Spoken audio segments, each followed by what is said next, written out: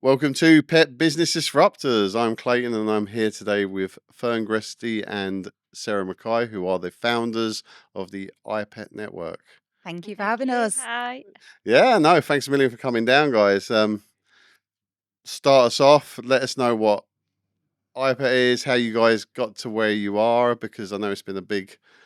There is a journey, there is a story. Always a journey. So I think that starting at the start, Sarah and I started working together in 2016.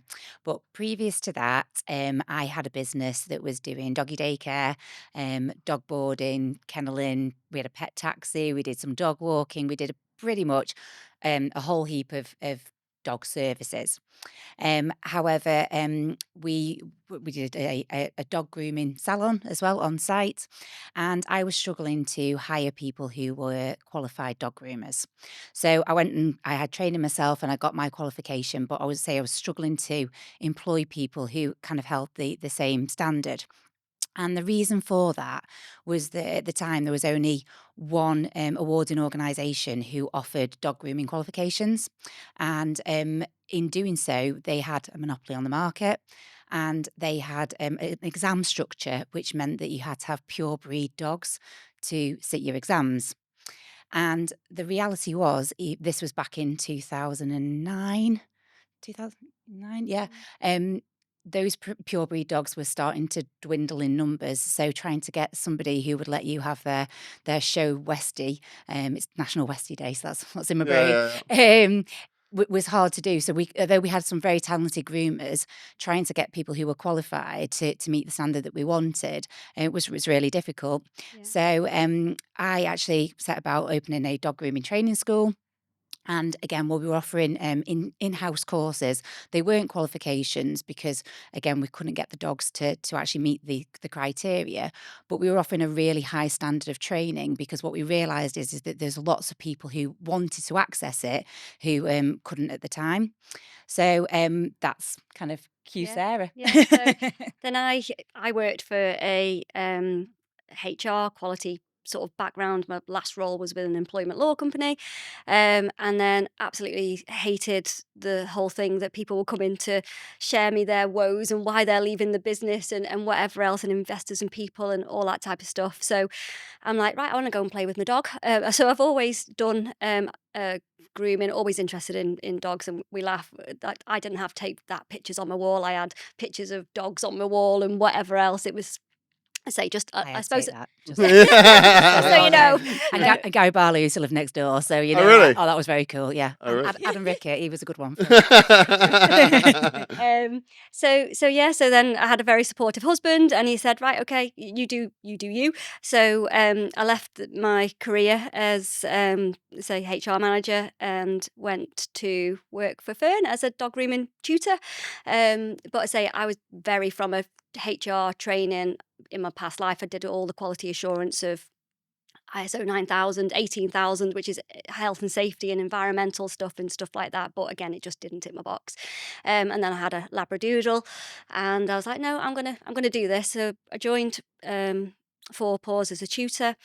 And again, just I suppose spotted opportunity with Fern to be able to say, right, okay, you are delivering this training course, and really, from my point of view, the I suppose the City and Guilds model at the time was it's exam based. You needed somebody to come in and an external vigilator to come and do the exams, and it's just barriers for, I suppose, learners, and it's daunting to sit an exam and stuff like that. So we were like, right, okay, let's do this, and then we did. We went on a huge journey, didn't Yeah. we? So again, Sarah and I, until 2016, we'd never met each other, but we started working together. And I think that when you've got that relationship, and we definitely, people will see us out and about, and we're very, very different, but we share some really strong kind of morals and values. And so 2016, we had this amazing year of kind of working through the program, and we actually worked with another awarding organisation to introduce a qualification into the market that kind of met all the things, the barriers that I'd experienced when I was trying to employ people, and where we were going to. Um, but actually, what we kind of did is, we unleashed a beast, Yeah. and it very quickly, on not a penny of marketing, became very well known that we were very strongly associated with this other qualification that we'd introduced, which was OCN at the time, OCN West Midlands.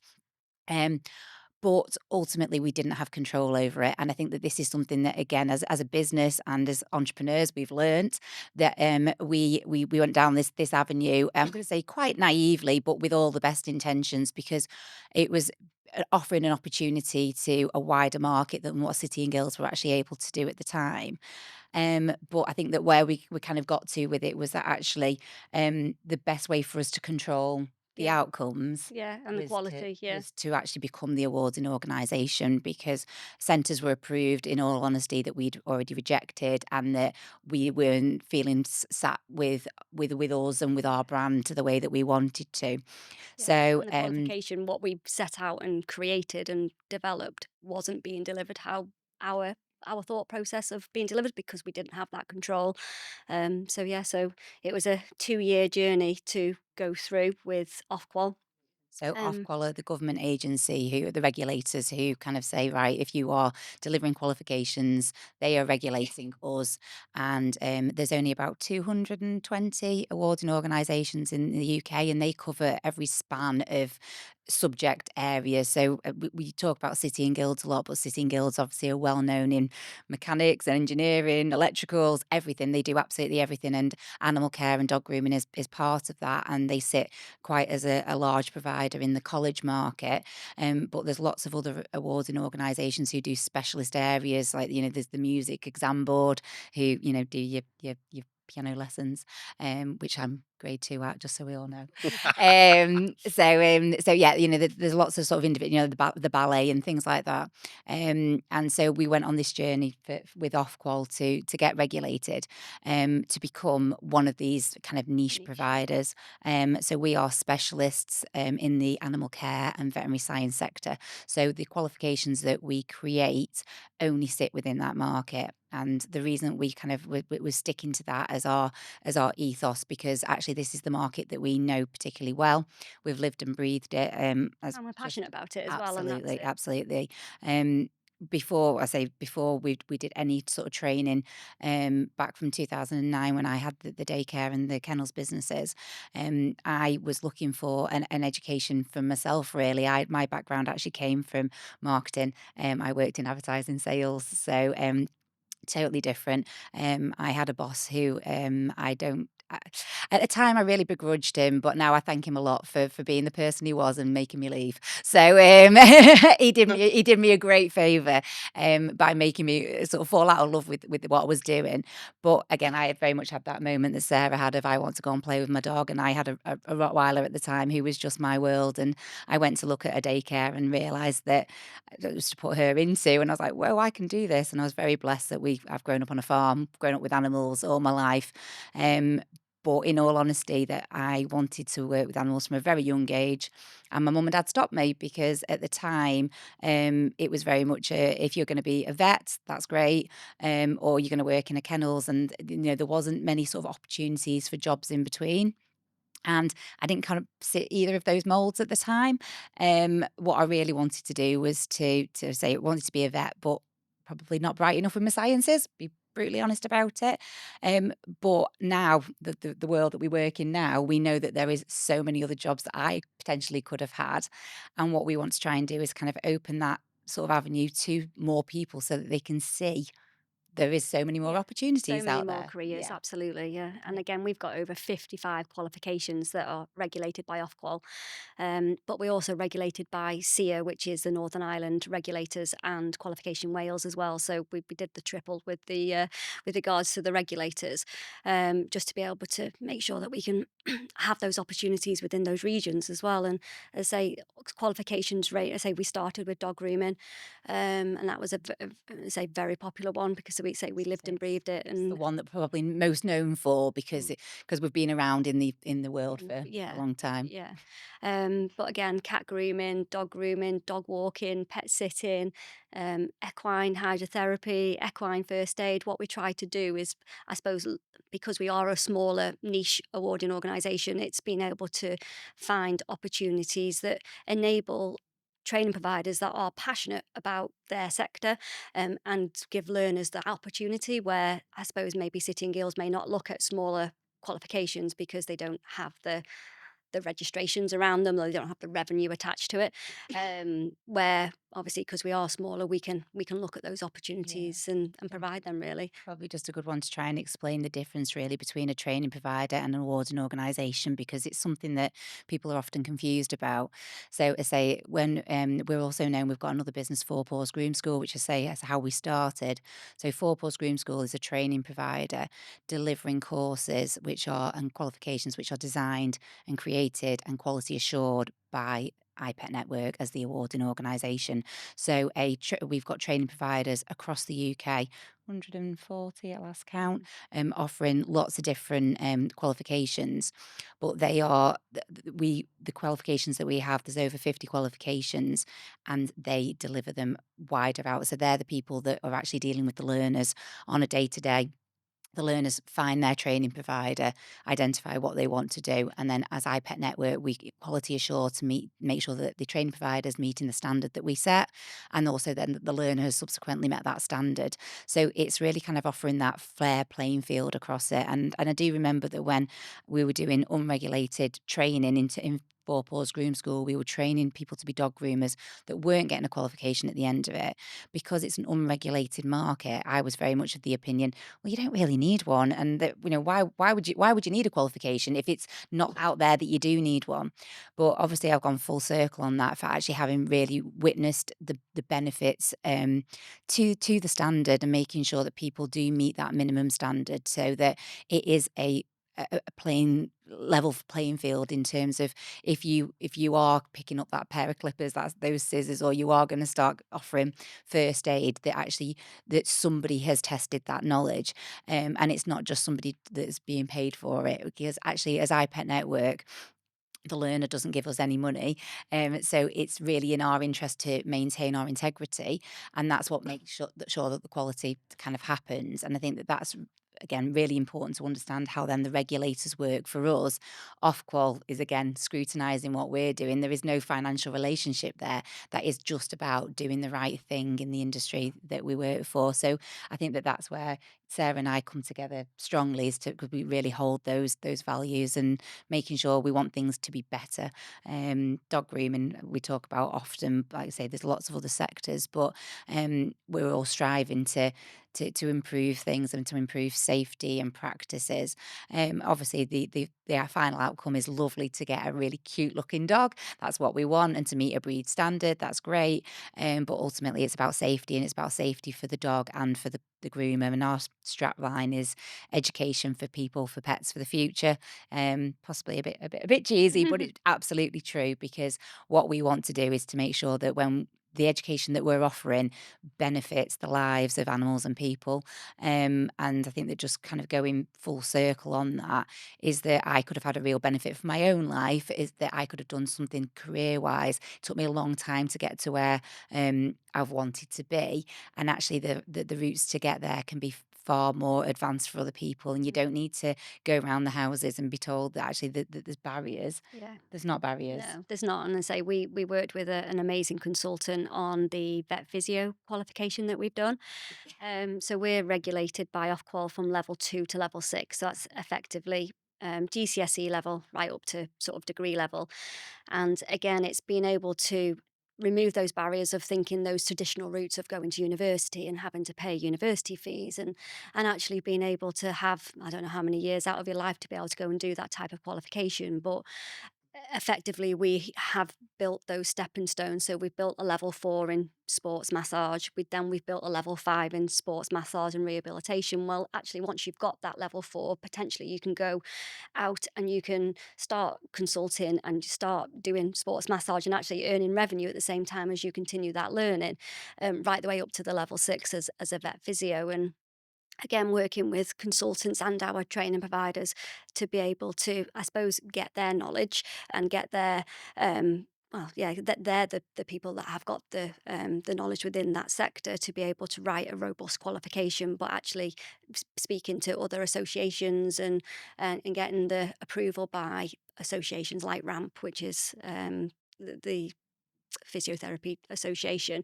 So knowing that those learners that complete those qualifications, they've got a real robust qualification and they've got a career, and that's the point. And like we've got a vet receptionist qualification. So again, if you're really good at administration, but and you want to work in that environment, it's a great qualification to do. And again, it's looking at Opening up those, yeah, those career yeah, opportunities yeah. and those paths kind of in, because I think, in all honesty, we've sat in and listened to one of your other podcasts being recorded today, and just heard a stat of 16 applications to one vet school place, and I think that that's kind of what is massively off-putting for people, but also that there's a real kind of equality issue around that, because you're looking then at people who are financially able to kind of put themselves into that duress and have people to actually support them for that. So these routes, I think we did some analysis around it, that actually to become a vet physio the traditional way, which is going down the university route, and getting the level of qualification, which is exactly the same as what we're also offering, but through the time and the expense, I think it was working out about Mm, £35,000. And if you go to a private training provider, one of our training providers, who is offering those levels of qualification, to get everything done, you're looking at about £15,000 with that opportunity to earn as you learn, and to kind of secure yourself a job and a placement at the level that you are trained to, and also or self-employed. We a lot of the qualifications that we kind of offer that self-employed basis. And I think that, again, drawing on my own experience for that, when I started working with dogs, I very much went to a daycare, saw the setup and thought, yeah, I can absolutely do that. I've got lots of dog knowledge. I'm really into my training. I've got this Rottie who I absolutely adore, and there's so much more I can do. But recognizing that I needed to go and get some education around this, because I've got no formal qualifications, and brutally at the time you didn't need them either. At the time, the daycares didn't even have a license for activity, so it didn't exist in our county. I was actually the first person to get a doggy daycare license in the county, which was great. But what I did to get that, I went to our local college, did some short courses, but realizing actually that what they weren't doing is fulfilling the commercial understanding of what I was actually going to face. And brutally, we faced a lot of issues. Like there's when you're dealing with that live animals, there's always things that you are not prepared for. And as educators, I think what we try to do is kind of offer that very real experience, in terms of actually, there's so many eventualities, and this is how you can do. We do laugh that our first aid course sometimes is a bit of these are the death traps, like these are the things that you could be faced with. But actually, in doing so, that you really can kind of like prepare somebody in that emergency scenario of actually, talking about what has happened to other people, and how those things do come about, that you would never have considered that, but yes, it's happened. And actually, kind of like looking at those kind of things that we can actually improve, like I say, improve the welfare. I think from an education point of view, I think our biggest, I suppose, challenge, and we continue to do this from the last when we first started, is having those learners understand the difference between a qualification and an in-house course. There's still lots of learners that will go out and think that they're getting some sort of qualification, where actually it's not. It's somebody that may be trained at that level that are delivering that training, or it's just not clearly sort of Marketed. yeah, marketed of actually what you're getting. And I think that is very the true difference between qualifications and courses. And the word accreditation is also confusing in the industry as well. Like, you get an accredited course, well, really, unless it's being written and being regulated and on the Ofqual framework. So there's like a on Ofqual, there's a register of qualifications. Unless it's on there, it hasn't gone through the scrutiny of an awarding organisation. And I say we also see all the time. It's equivalent to a level three or equivalent to a level four. Either it is or it isn't. And how we develop those qualifications is so robust. Some of the qualifications, like the vet physio, took us 18 months to be able to create, because actually the learning outcomes and the criteria need to be written in such a way that it's robust, and actually it's at the level that's needed for the qualification. So for us, it's being able to, I suppose, educate as well, and make sure that the learners, if they are completing a course, that they understand what they're getting. And if they only want a course and they only want to pay £30 for it, that's fine. But again, it's making sure that, like Fern said, if you want that education, that you get robust education, Mm. and you can find the appropriate training provider to be able to deliver that. And that's, yeah, it's just really important in our industry, Mm. especially when there's, I suppose, the animal industry is quite unregulated. So when it comes to dog training, dog walking, dog grooming, actually, it's the industry is becoming self-regulated, which is great to see, and I'm very proud, really, of us both with regards to the dog grooming aspect, anyway, because actually it's gone are the days where people are just tipping up and opening a salon. It's like, no, I need to get a qualification, and again, that hopefully we continue to make sort of Mm. impacts in the animal care sector, to be able to do that. But again, we've got dog training qualification, we've got dog training and instruction, and that is very, some of these sectors are very controversial because Mm. there's lots of opinions about it. And I say we created a dog breeding qualification, and again, it can be a very controversial subject, but actually we worked with an amazing consultants, and actually it's better to have a qualification in industry, because those people that want to get that knowledge will get the best knowledge that they can. I think that's one of the things Current that I took away from the Beverly's podcast actually with you was about she was talking about responsible breeders being forced out of it because actually they just wanted to have 1 or 2 litters, which didn't make them financially viable for having a license, but they wanted to do it really well. And I think that that's actually a really prime example of those people that have got a qualification who want to do something really well and they want to know all about it and to really research it and to create a breeding plan and do things so, well, properly. properly, Yeah, yeah, absolutely.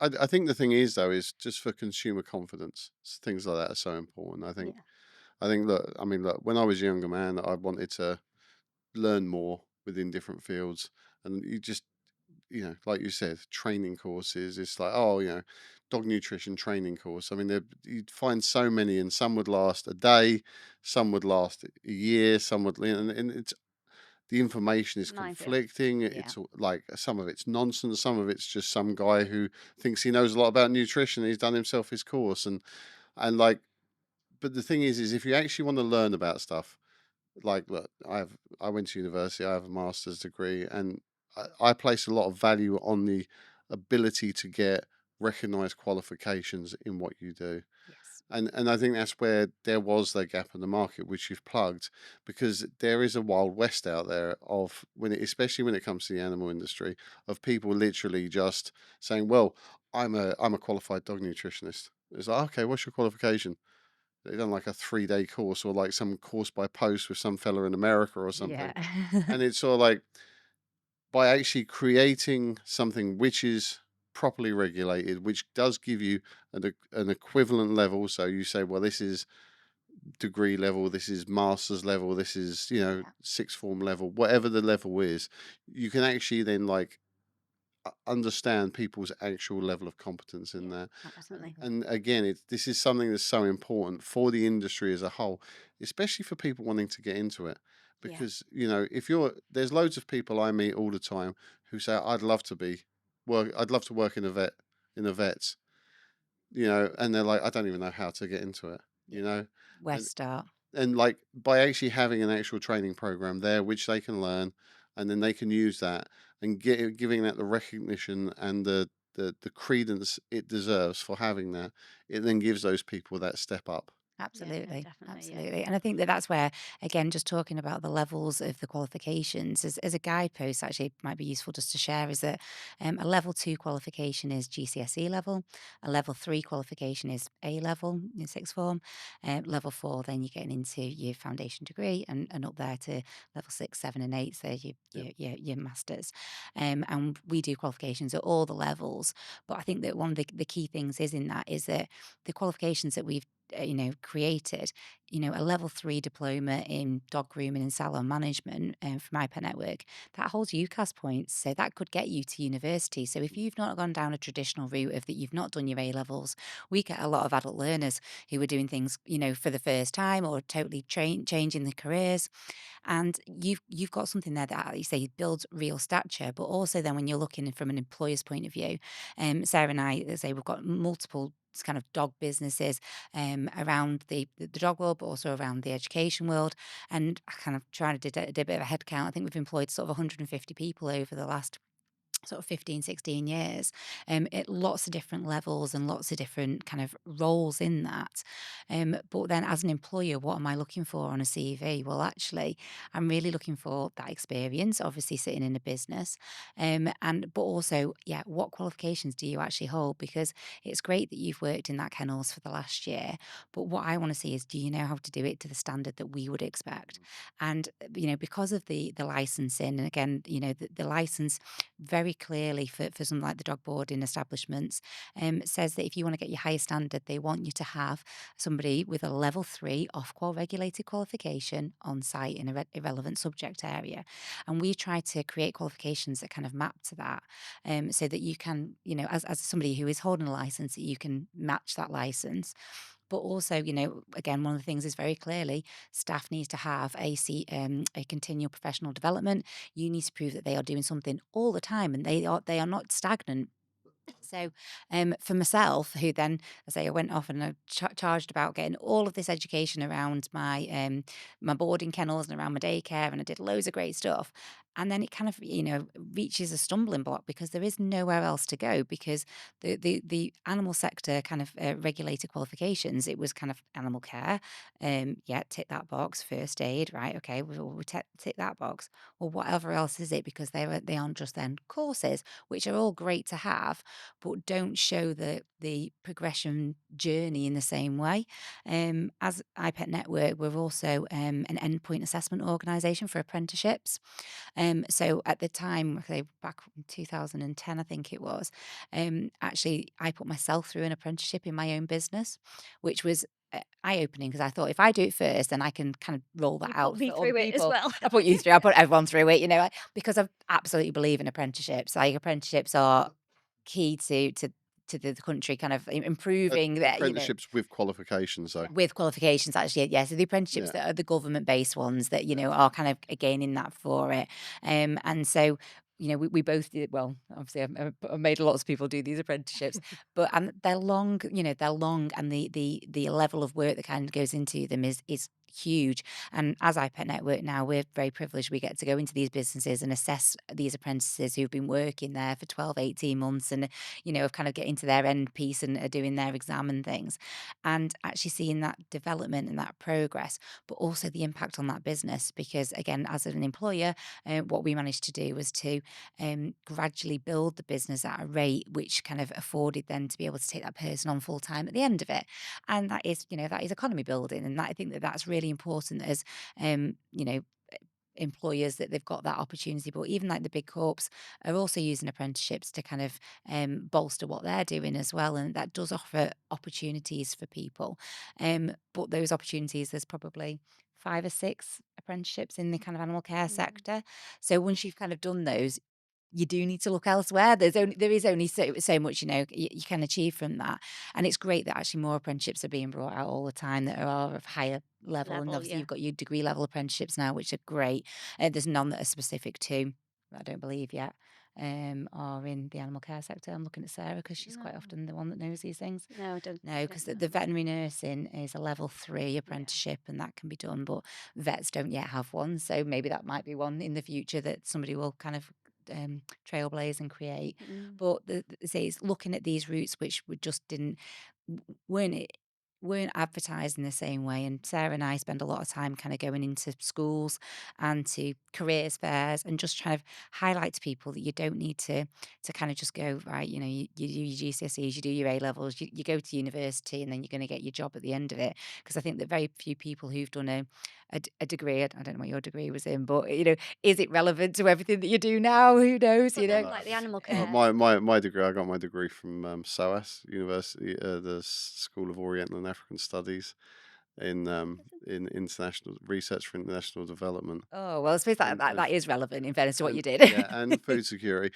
So yeah, I mean, like, but also I'd done like development economics at Harvard and stuff as well. But it was for me that was always that was I only ever looked at qualifications in terms of like um I have like strong hobbies. So I do a lot of I do a lot of writing, environmental reporting, writing, and that sort of stuff. The pet industry's always been where I've made my money, Yeah. but for me, it was sort of like that was kind of like that was just the other side of my brain being satisfied. But I'm kind of I'm a fortunate person. Do you know that I started in the pet industry my whole life, and I worked my way up, and I did very well for myself. So not everything I ever done was about money and about my career progression. Um, but do you know one thing that was true is that I've done a hell of a lot of courses and qualifications. So I did, I used to work down in Sittingbourne, so I during the week I'd be stuck in Sittingbourne 3 days a week, and so I would do things like my level one mechanics course at Mid Kent College. I learned to, Fabulous. stuff like that. I would Yeah. just go and do courses just so I could learn how to I'd learn how to become a car mechanic, just so I could understand how the vans worked.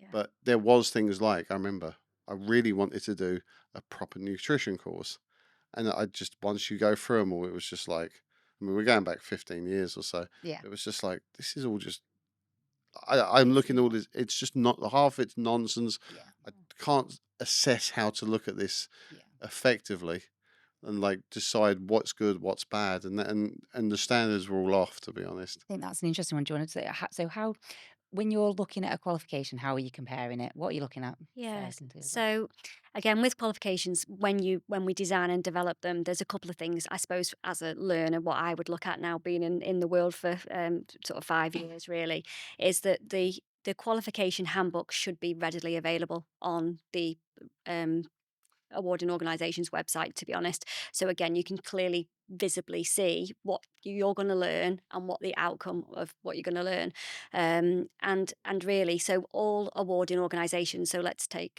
it's like we talked about the analogy of going for a burger. You can all go for a McDonald's, Burger King, KFC, you'll all get some sort of burger, but actually it depends on what you like because they've all got slight variances depending on obviously the Mm. creation of them. So really, when you look online and you just see a canine nutrition course, for instance, or dog grooming, then actually obviously that's just the title. There may be some aspects within that qualification that actually appeals to you more relating to certain aspects, or it might be more robust, or it might include because I know when we originally created the qualification a few years ago, we know it didn't include the salon management aspect. It didn't include the business planning. It didn't include certain aspects. And as we've grown through this process, and I think that's probably one thing that we do, is we regularly update our qualifications to make sure that they're current, because there's lots of qualifications that have been sitting in market for 7-10 years and actually haven't been updated, and there's things in there like, why are you still teaching that? But because it's in a learning outcome, then you've got to teach that because the learner has got to tick the box with it. So I would say look at the qualification specification, because it will detail everything that you will learn, and if that needs to tick your box. Guided learning hours is one as well. So there's lots of online providers that will deliver the qualifications, and you might not even speak to them over the 6-month period, the 12-month period. Within the qualification, guided learning is important, and actually it is what it says on the tin. You should be being taught that information. That say that we know that there's lots of online providers that aren't delivering that, but again, it's that understanding of that expectation from a learner's point of view. um yeah. Yeah, so it's comparing those guided learning hours, comparing the total qualification time, the actual what's it like you say included in the learning outcomes Yeah. and criterias. And go and But see the training provider as but the well. key is the training Yeah, providers. and So it's how you gel with that tutor. And yeah, again, you can have the great.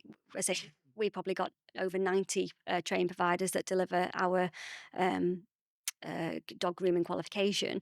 But I say from a four paws point of view, we have people that literally have travelled abroad to come to train with us and stuff like that. Obviously, if you need one that's on your doorstep from convenience or whatever that looks like, that's fine. But you might find a location that is better for you as a learner, to be able to train at.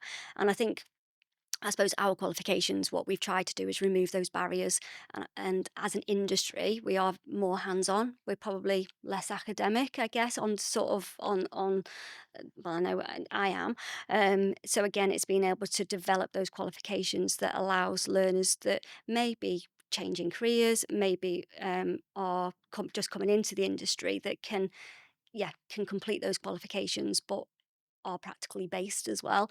And what we've tried to do is create like I suppose a nuclear. So you've got your dog grooming qualification for one or the vet receptionist one, but actually we've tried to create bolt-on qualifications that are smaller. So if you're in the vet practice and you are a vet receptionist, well, you might want to run the vet the puppy socialization classes because lots of vets do that now. Well, actually, you can do our puppy socialization qualification, and actually, then you can put yourself out there and you can say to your vet practice, "Well, actually, can I run the puppy Yeah. socialization classes and stuff?" So again, it's the core to begin with, and then you continue to bolt on those extra courses and well qualifications. And I think that there's always somewhere else that you can go with it, and I think that that's Mm. exactly what Sarah's just said there. And one of the ones that I always feel like I really want to mention is we've created a safeguarding qualification, but Yeah. it's not just safeguarding for people, it's for animals too. And I think that we're kind of on the first to kind of be that level of innovation on it in terms of actually kind of like looking at our industries and the subject areas around that and how the link between human and animal abuse. I mean, it's horrific, but we've worked with a consultant, and that's what we do on all of our qualifications. Who is a subject matter expert, who is not just working in the sector, is kind of like the top of the sector, but to be able to break that down into a way that kind of like works what we're trying to achieve. So with that qualification there, what we really want to do is we want to get all pet professionals who are working with Joe Public, who are going to be coming across animals and people who are potentially at risk, and for them to know what to be able to do and how they can action it and what they can do about it. Now, yeah, there's lots of training courses out there, but by getting this qualification, what that enables, businesses and people like that to be able to do is to put it on the wall to actually say, I am qualified to be able to help try and protect Yeah. you. And I think that that for me is really important, so that it's not just somebody perceived as being a busybody in kind of that instance, but this is something that genuinely can help protect. And I think that that is, I think what everything that we do comes from a place where we want it to be a better world for everybody, but equally that actually like what are things that are in our control that we're able to do. You mentioned about the environment before, and one of the key things that we're kind of building into all of our qualifications is sustainability and how we can be more environmentally focused on things, because that's got to be somewhere that you consider, because that is the long term of our planet and for the people and for the animals. And I say it does all, it all kind of fits together in this puzzle, and it's making sure that we are just doing the best that we can to to Yes. influence where we're at right now. And we think that we've got a good, sector kind of as a market. We are the only niche provider of award and organisation in the animal care and veterinary science sector. We kind of we're so ingrained in it that we always say networks in the name. Ipet Network. We like to introduce people. We like our training providers to work with each other and to work. It's not about creating competition. We don't have a mile radius, like Sarah just said then about, if you want to do it, go and find a training provider. 90, training schools offering a dog grooming qualification potentially could compete with each other, but that isn't what we're trying to create here. What we're trying to create is the choice for the learner to be able to get what works What's best for right for them. them? Yeah. Yeah. And that's really key, because actually, there's so much diversity in people as well, that it might work better that somebody trains on a one-to-one basis.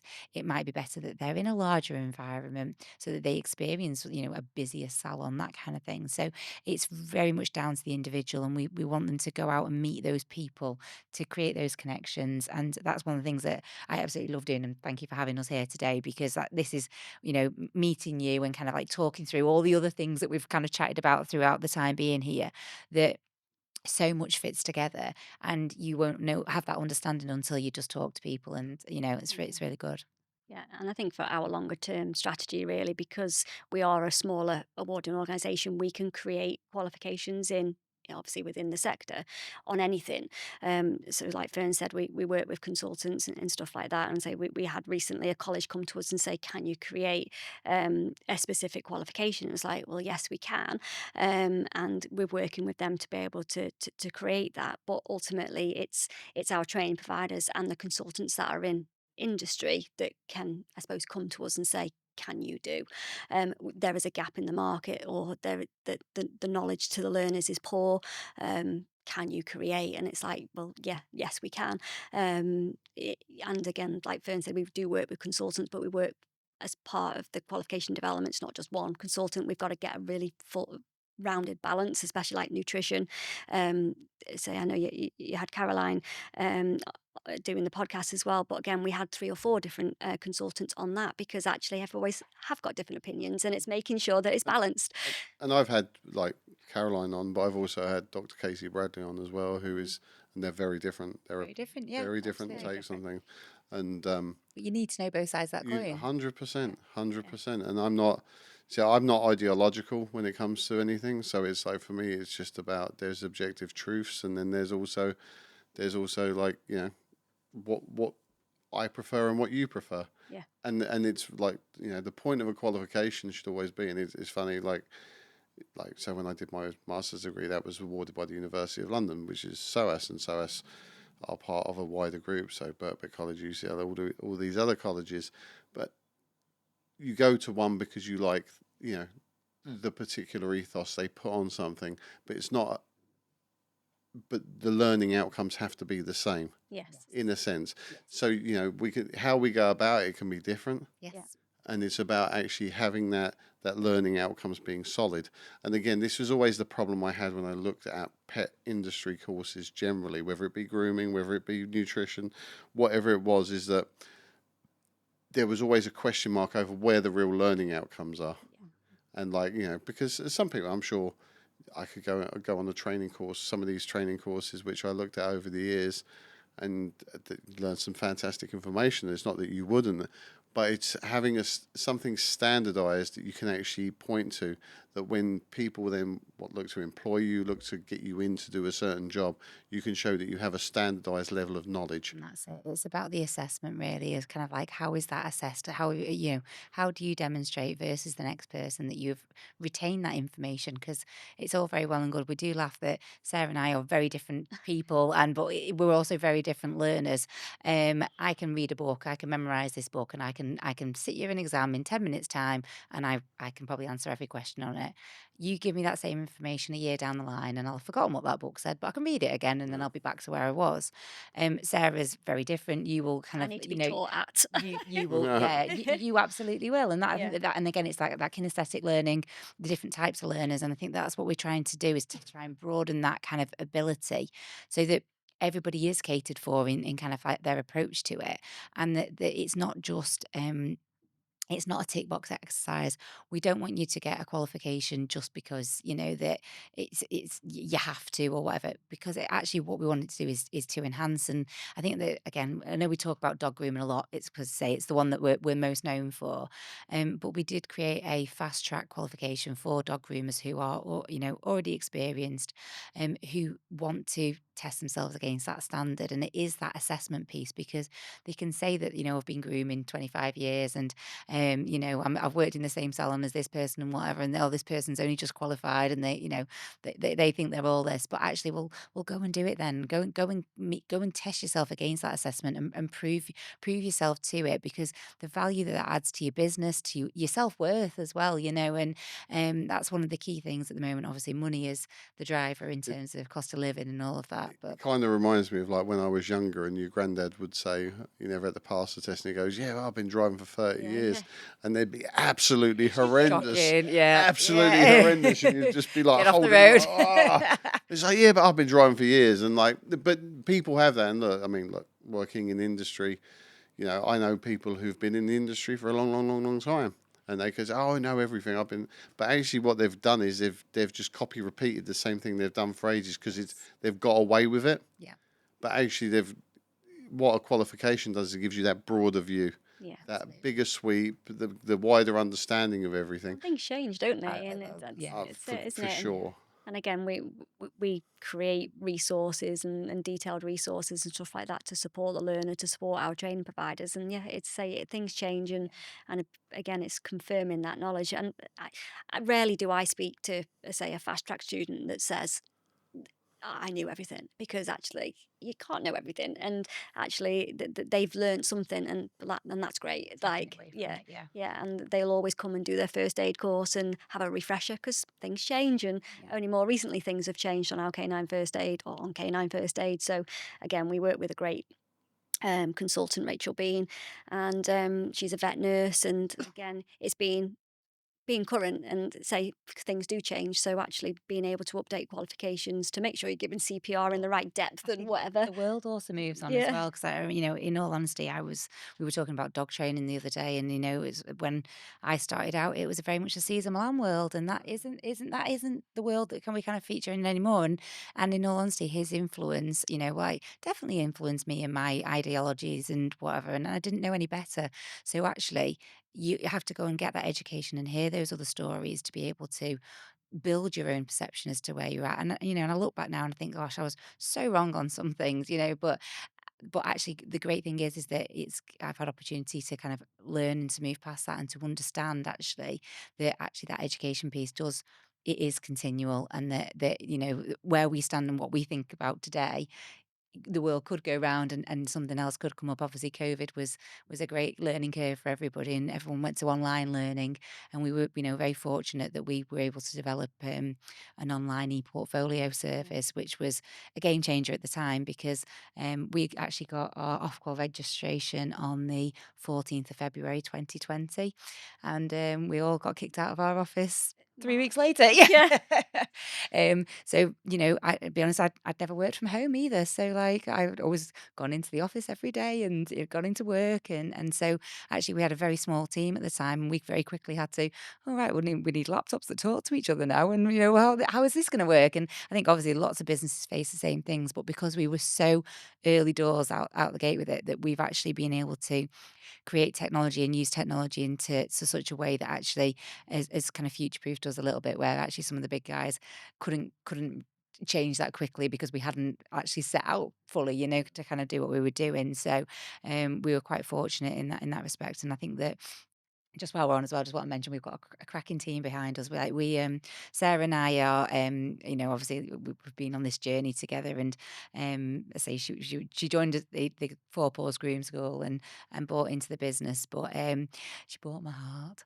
We always laugh, say we've got husbands, but we're each other's work wife, which is great. But we do an awful lot together, and we're very invested in each other as people and as families, and all the things that come with that. We're very different. I've got 4 children. Sarah's got some nutty doggies. I also have the nutty doggies, but they're all good. But actually, we blend it and we make it work. But we've got a really lovely team back in the office, and we're only small. There is 9 of us in total. We're not big by number, but what that does mean is that actually people get a real personal service, and we are very real people. We've been at Crufts for a week, and setting up the stands. We've literally humped everything in, set it up. We've been there talking to everybody, 14-hour days, and then hump it all down again and get back out again. And it is just us, but actually that passion, hopefully, and that commitment to what we're doing kind of shines through, in that we want to be here, there, and everywhere, and kind of to really kind of build the brand, and for people to actually understand what we do and how we do it. So And I suppose, hopefully, yeah, that's what makes us unique, is say that the team are really passionate, like we are, about animal welfare and improving animal welfare through education, really. But they're all very qualified as well, in all sorts of animal related qualifications. So again, it's not only, I suppose, professional competence of IQA and EQA and apprenticeships and stuff like that. Actually, they've got the qualifications behind them as well. And I suppose, yeah, that's what makes us, I suppose, really unique for us, because it's really nice to be around the same people who've got the same passion and drive. And yeah, everyone has horses and dogs, and we've got actually got. carnage I, when it I goes to feel the like office. I feel like if we say that we've got one of our team who her husband actually doesn't know how many horses she has. She snuck another one She in. snuck another one in. I mean, Oh, how you do that, I don't know, but like, I mean, to be honest, if she was married to me, that would be easy. Ah, whatever. No, Gigi. it's, I couldn't tell you how many birds I have. I mean, I have emus. I have pet emus, and No.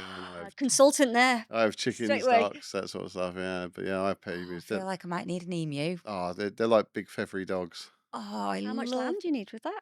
Do you know what? It's not so much if you again, it's one of there's a lot of misconceptions about emus. It's not about the amount of land; it's about what there is to do. Yeah. Ah, Yeah. Like, so you'll see like people stick them in like a whole acre paddock or a 2 acre paddock, and they've got stereotypical behavior because there's nothing in there. yeah. Emus are Enrichment. very smart, Yeah, very enrichment, yeah. interactive, Yeah. and like so for mine, where they have toys, they have their flock, and then they like have the trees and they play with the trees and Entertainment. content, Yeah. Yeah. yeah, and also they can come up to my back door and that sort of stuff. So they're like knock on my windows and that sort of stuff. Cool. So I do feel like I might need to come and see these emus because they sound incredible. but Like, it's less about the land and more about Enrichment. enrichment. So because of how smart they are. Yeah. yeah. But yeah, no. So Amazing. look, I mean, I think that's the thing. When you're around the animal industry, people are nutters. I mean, I think I'm probably on the far end of the nutter scale, to be honest. But yeah, I'm working towards my nutter. I quite fancy having a wallaby. I think that a wallaby would yeah, be Llama. a I'd Is it totally llama? have a lovely. Alpaca. wallaby. Yeah, I would totally have a I'd wallaby. totally have a wallaby. To be I fair. think that, do you know, and again, like at Crufts this year, I spoke to a really interesting person around who'd got a sanctuary, and this rescue sanctuary, they didn't want to be called a zoo because they then had to get a zoo license if they were then charging people to come in. And how many people in this country have skunks that they give up? Like, who would even have thought that? I didn't think that at all. But people buy them, and there's a whole black market in skunks, Mm. and then they get binned off, unfortunately. And these lovely people were taking them in and starting this sanctuary around it. But how fascinating! Like, just didn't Good know for that the world, existed. isn't it? But equally, that again, the people who are buying those skunks in the first place don't know what they're doing and haven't got anywhere to actually go and learn Well, it because it's seen as a cute thing on TikTok. well, that's the thing. It's like for me, like emu education. I know sounds crazy, but emu education is so poor. Yeah, The amount of people I've had to talk to about emus yeah, because like I hatch mine from eggs, and like Sure. when they're growing, they need some insect in their diet because there's no solid commercial food for like emu chicks. right. So like if they don't get some level of like fresh insect, they'll go bandy legged and can Oh, die very easily. So again, it's like, but that came from like actually one of the first ones I had went like that. I managed to get a specialist vet who actually understood emus, which was like an absolute like one in a million. awesome. Yeah, And like they then explained this thing to me, and ever since then, so then but it's like, and Yeah. then also how you treat them, like because you'll see, like I don't know if you've ever seen the video of like there's one, and this emu that comes over and keeps charging this woman, and they like push them and wrangle them and this sort of stuff. Emus are like really easy to control. You just gotta be nice to them. oh, Mine will come over and tell me off. My boy will tell me off when the girls like in that time of year, and he'll come and he'll give me bites and stuff, and I'll just go, "Oh, I'm sorry," and I'll give him a stroke, and he's like, "Oh, all right," and he just wanders off. oh. But again, it's if you It's did- understand that education, behaviour. it's just Yeah, understanding their behaviour, and yeah, like it's only because I've had emus for years that I actually understand their behaviour, and then like you can then pass that on to other people. And yeah. there was a guy at the garden centre. He did actually just passed away a couple of weeks ago, but he had one of my boys, and like absolutely this thing just adored him, and like would like wrap his head around him, and but again he understood how to treat it, and then like when he had a cut on the leg, it's like there's an agricultural vet we use, Right. which will actually come out to us because you can't afford their legs to get bad because Yeah. you It's can't, everything. Yeah, it's everything to got to them. hold them up. Yeah. But again, but like, where do you find this information? And this is Yeah. always my thing with information. And again, this is why I do the podcast, is because where do you find information this specific Yeah. about what you're doing? Yeah. Yeah. Because that's the trouble is actually when you try looking for a lot of this stuff, there's all these internet forums and like, people just like, there's a lot of like noise out there, but it's Noise. very hard to filter it through and actually get to like understandable implementable like Yeah, Absolutely. stuff. Yeah, Yeah, yeah, Absolutely. yeah, And I think that yeah, that's, again, that is the thing of we want it to be that we're known for our kind of like, our quality and our professionalism and all the things, but that again, but we are transparent as well. It's like, finger, yeah, yeah, but finger on the pulse with yeah, things and actually adapting. Because in all honesty, the reason we're sat here is because we spotted a niche in the market which actually could have been plugged by what was already existing, and it was actually people burying their head in the sand and not kind of acknowledging crossbreeds.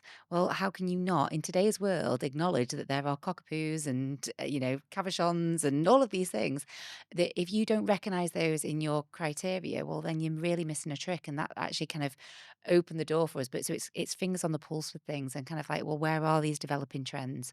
What are the things that are going to kind of impact today and now? Looking at the cats at the moment, obviously there's a lot now around. We've had a lot over brachycephalic dogs, but obviously the same with the cats now, and making sure that again that everything that we do, we kind of reflects that, as actually we don't want to encourage that. And I was actually really pleased to see that Crufts wouldn't have any brachycephalic dogs on any of the marketing. We were all told absolutely none, oh, really. because they do not want to promote it, which then says to me that at some point, like, those breed standards are going to be updated a little bit to Mm. try and encourage that kind of health breeding again, which I think that, in But fairness, from what I saw, was a I good do effort. think in some ways they're not moving quick enough because no, again, it's sort of.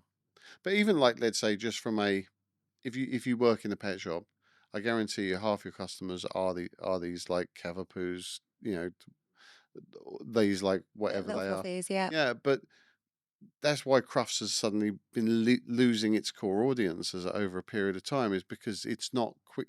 I mean, there's why not have a whole area where we get involved with that because Yeah. it's such a massive part. But the Crufts are very very slow to actually move into these And I things. think that again, that's where, as us being, what would we call ourselves, small, mighty, nimble, like, yeah, because again, one of our competitors, if you would like to see them like that, is City and Guilds, but they've been around for 150 years. They've got, like, they're a huge machine to try and turn around, and that's sometimes, if you're competing with those guys, it's hard because, well, how can you compete with something that's got very very deep pockets and lots of reach?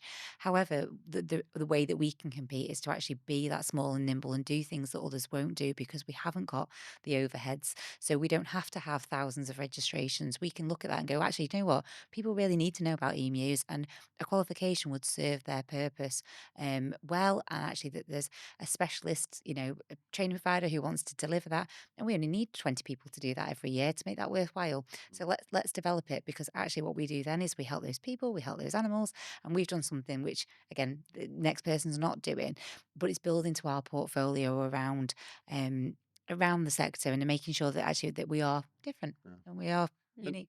and there is so much opportunity because I mean, look, one of the things I looked at doing as well, just because there was nothing out there, was like training courses for pet people who work in pet shops to help them sell to customers.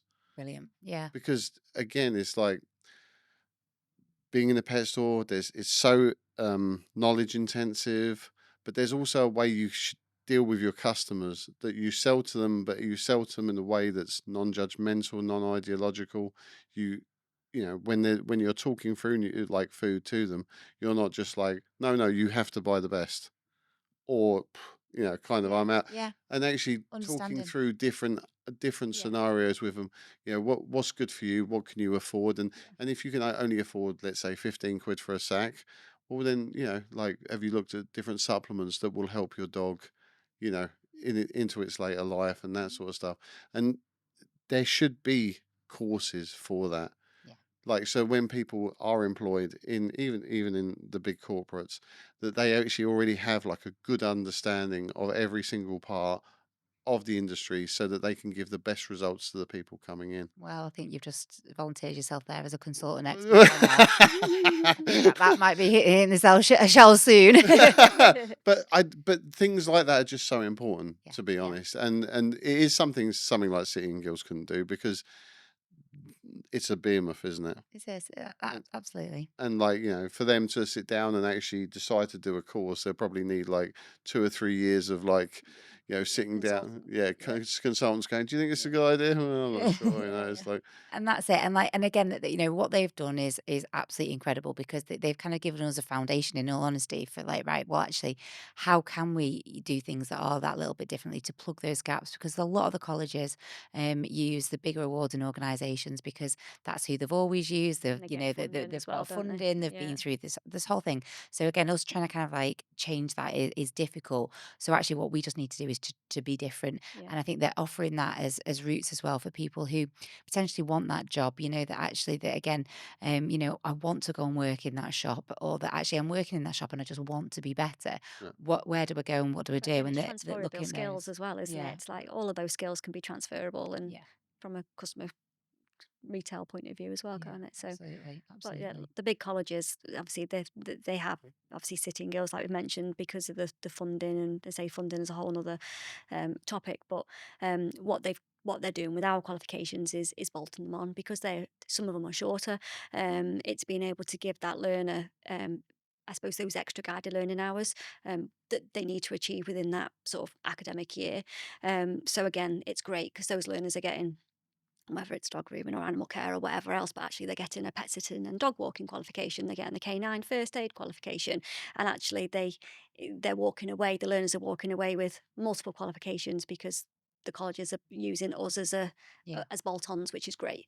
And again, that is our first sort of start of sort of getting into the bigger colleges, and Yeah. um, yeah, And then the nice thing is that actually we've Crufts this year was exceptional for us because actually we had people coming over who were sort of repeat learners who like, oh, I've done this, now I'm ready to go on to the next thing. But also training providers who approach us who just now understand where we stand in the market and have watched us from a distance and kind of gone, well, now's the time to come and talk to us. And that's been lovely to kind of see that the brand has really developed and that people are interested in our approach, and it's so different to what other people are doing in terms of how we actually even start going about things because we didn't come from the education sector originally. We came from the pet sector, and so that our my commerciality is probably mm, my main thing with Sarah's is the quality, like you said before. So actually putting those things together kind of is really kind of just enveloped what we're doing now. So because when I look at your business model, I just think that just seems like such a massive undertaking, to be honest, to get that set up, to get to where you it are. was. It is. it is. It I, Yeah. continues I to be. yeah, because it's almost like you are a city in Yeah, we gills in are. effect, Yeah. and you like that to me just seems like wow. Do you know what I mean? And like how you even start to go down that line, just I say it took us two Thank you. years. It was yeah, it was lots of tears. That's Yeah. all I can well, remember. Yeah, it two was. years doesn't seem like long to me if I'm honest to No. pull off what you've pulled off Yeah. because it is And such. and it is nice in fairness that Ofqual were very complimentary when we kind of got through to it all and because we turned it all on its head and go, well, that's not the way that we're going to do it. We're going to do it differently, and we've kind of stuck to that ethos. But actually, they kind of highlight us as being sort of leaders in what we're doing because we do things to such a high standard, and Yeah. that's nice to And get because that we've never feedback. known any different, we've always done it from what they What we want. think is best, And yeah, yeah, what they yeah, want and what we think is best. So it's yeah, not we haven't got the old grandfather bad habits and stuff like that. It's yeah. yeah. Starting afresh, new, Yeah. modern, exciting. Yeah.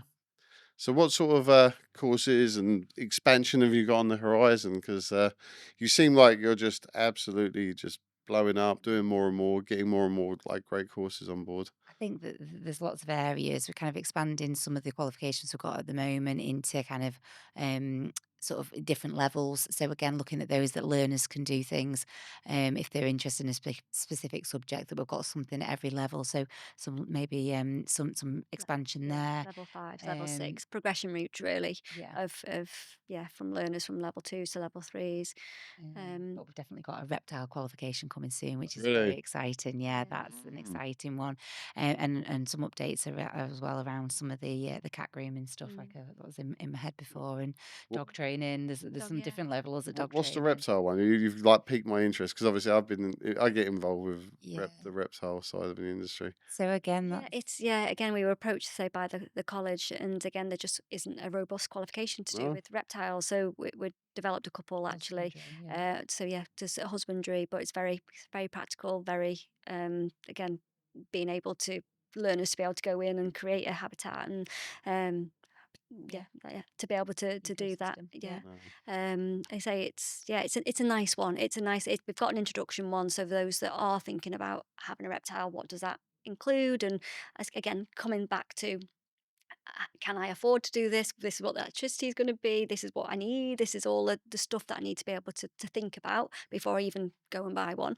And then we've got a more in-depth one, which just goes into a little bit more detail, to be honest. But again, it's The reptile is a rabbit hole and a half, I tell you. Yeah. Once you get into it, it's And I think that that's what, again, it's the great thing of working with the experts on it, because I don't know anything about reptiles, and No. like I think you've learned quite a lot Do it, yeah. being Yeah. on that, yeah. Right in the Um, LOs and ACs, yeah. but that's the great thing about it, is that actually is that it is driven by people who have got the demand, and so we're really open to anybody who's got a demand and an issue that needs to be addressed. That we want to hear, and we want to understand it, so that we can see, well, actually there's an opportunity there.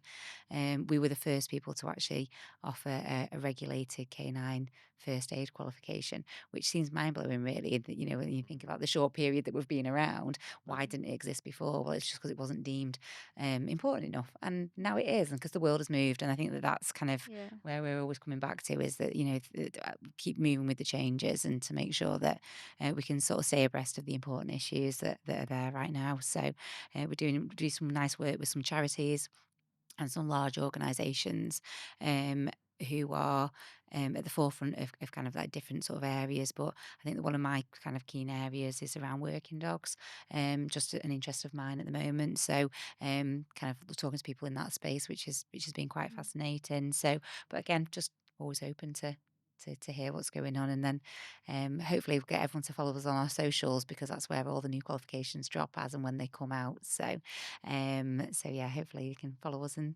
keep abreast there. okay. So, I think that leads into how should people follow you if they want to connect with the iPet Network, if they want to connect with you guys? What's the best way of doing it? How should Yeah, they? so you can go to the website. If you're a learner, it's quite clear. You can go to students and find a training provider there. The website's www.ipetnetwork.co.uk. If you want to become a training provider, loads of information on there. Loads of apprenticeship guides and stuff as well. We're on Facebook, Instagram, At just iPet at it, Network. yeah, Yeah. really really easy, at Ipet Network. Yeah, and LinkedIn Um, as well. We're both yeah, on LinkedIn, so yeah. yeah. But again, if you want to find us at all as well, like I say, Sarah and I are both on LinkedIn, and we post on our pages around the different businesses, because, like we said, we've got a multitude between us. So say there's also a bit of crossover with different areas. So hopefully we can tie people up and make those connections. Yeah. Yeah, awesome. Thanks a million for coming Thank down. you. No, thank you. It's Thank been a you. pleasure. Thanks, Yep. Clayton. Thank Thank you. you.